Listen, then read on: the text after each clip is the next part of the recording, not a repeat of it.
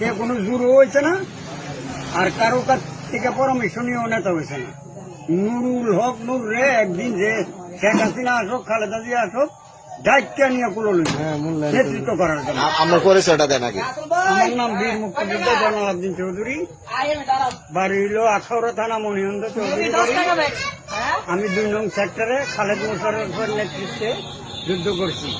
বাংলাদেশের শ্রেষ্ঠ যুদ্ধ হচ্ছে সালদা নদী, কসবা, আখাউড়া, এই সমস্ত জায়গাতে প্রচন্ড যুদ্ধতে অংশগ্রহণ করতে আমি।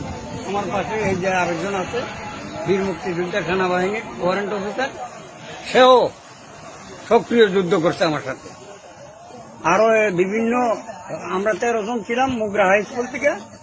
13 জন থেকে 10 জন মারা গেছে, 3 জন বাচ্চা আছে, এখনো 3 জন বাচ্চা আছে, আল্লাহ আমরা রাখছি। কিন্তু দেশ আমরা স্বাধীন করছি ঠিকই, কিন্তু স্বাধীনতা আমরা পাই নাই।